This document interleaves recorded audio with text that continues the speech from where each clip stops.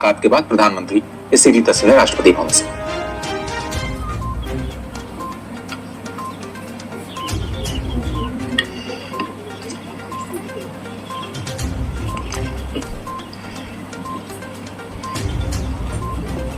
नमस्ते साथियों, चुनाव में जैसे हम लोगों को भी दौड़ धूप रहती है, मीडिया के साथियों को भी बहुत परिश्रम करना पड़ता है, रात दिन दौड़ना पड़ता है, अलग अलग लोकेशन को कवर करना पड़ता है। तो आप लोगों ने भी बहुत कष्ट उठाया है। मैं आशा करता हूं कि मीडिया जगत के सभी साथियों का स्वास्थ्य अच्छा रहा होगा और पिछले एक आध सप्ताह का जो विराम मिला है उसके कारण भी अब आप फ्रेश होकर के फिर से मैदान में आए होंगे। तो 18वीं लोकसभा, और वैसे भी हमारे यहाँ व्यक्ति के जीवन में 18वीं इसका बड़ा महत्व होता है। एक नए कालखंड में प्रवेश करता है टीनेज समाप्त करके। ये 18वीं लोकसभा एक प्रकार से नई ऊर्जा, युवा ऊर्जा और कुछ कर गुजरने के इरादे वाली ये लोकसभा है और आजादी का अमृत महोत्सव के बाद का ये पहला चुनाव है। और एक प्रकार से वो 25 वर्ष हैं जो हमारे अमृतकाल के 25 वर्ष हैं और जो 2047 देश जब आजादी की शताब्दी मनाता होगा, एक प्रकार से उन सपनों को साकार करने का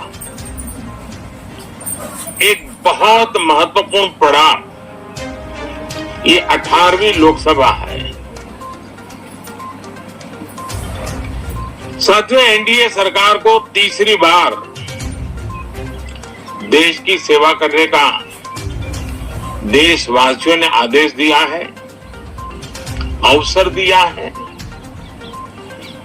मैं देशवासियों का फिर से एक बार ये अवसर देने के लिए हृदय से आभार व्यक्त करता हूं और मैं देशवासियों को विश्वास देता हूं कि पिछले 2 टर्म में जिस गति से देश आगे बढ़ा है, समाज के हर क्षेत्र में परिवर्तन साफ साफ नजर आ रहा है। 25 करोड़ लोगों का गरीबी से बाहर आना ये अपने आप में हर भारतीय के लिए बड़ा गर्व का विषय है और मैं देशवासियों को विश्वास दिलाता हूं कि 18वीं लोकसभा में भी, हमारे 5 साल के कार्यकाल में भी हम उसी गति के साथ, उतने ही समर्पण भाव से देश की आशा आकांक्षाओं को पूर्ण करने में कोई कमी नहीं रखेंगे। आज सुबह एनडीए की मीटिंग हुई थी। एनडीए के सभी साथियों ने मुझे फिर से एक बार इस दायित्व के लिए पसंद किया है और सभी एनडीए के साथियों ने राष्ट्रपति जी को इसकी जानकारी दी और राष्ट्रपति जी ने मुझे अभी बुलाया था और मुझे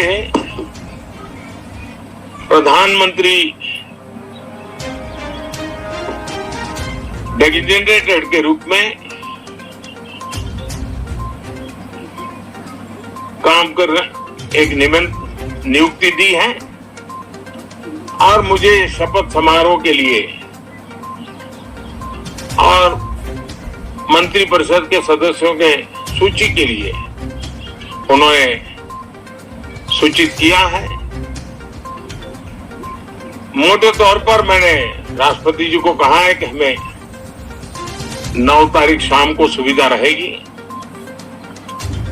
अब बाकी डिटेल तो राष्ट्रपति भवन वर्कआउट करेगा और हम तब तक मंत्रिपरिषद की सूची राष्ट्रपति जी को सुपुर्द करेंगे। उसके बाद शपथ समारोह होगा। साथियों, सरकार एनडीए की एक प्रकार से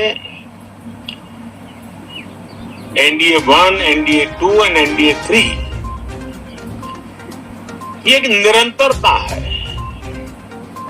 और हमारे संकल्पों को लेकर के, सुशासन के प्रति हमारी प्रतिबद्धता को लेकर के और देश के सामान्य जन के सपनों को पूरा करने के प्रयास के रूप में इस निरंतरता को हम और अधिक ऊर्जा के साथ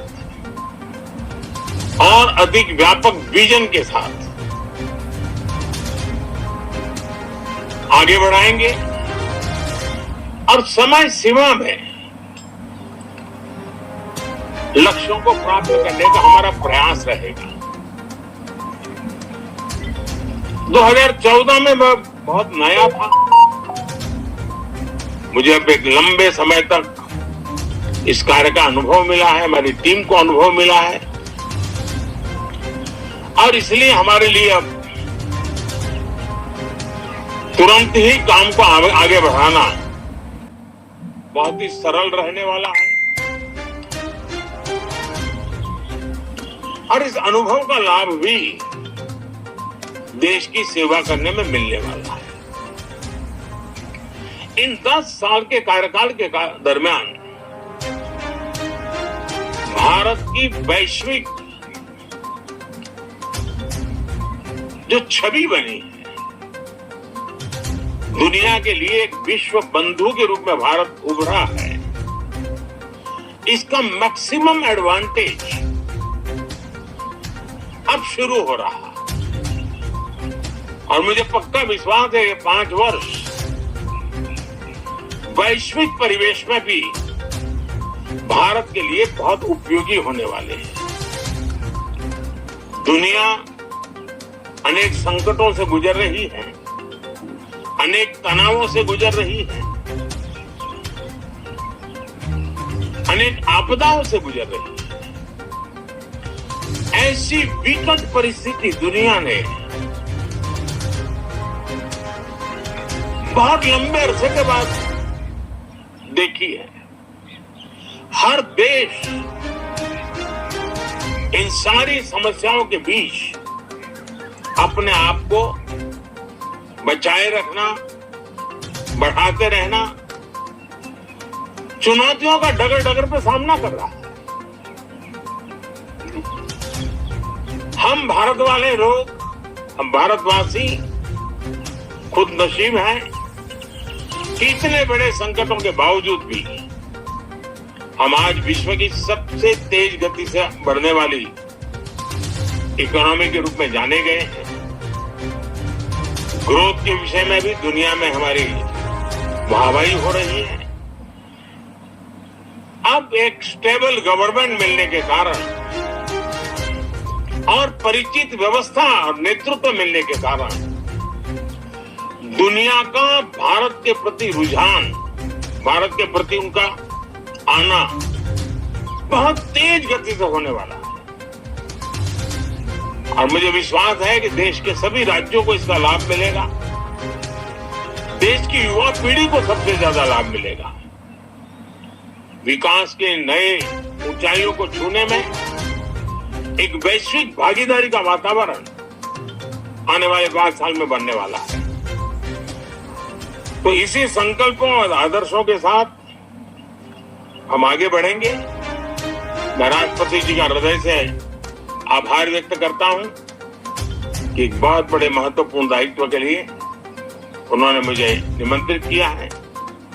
आप सबका भी दोस्तों बहुत बहुत धन्यवाद। Thank you.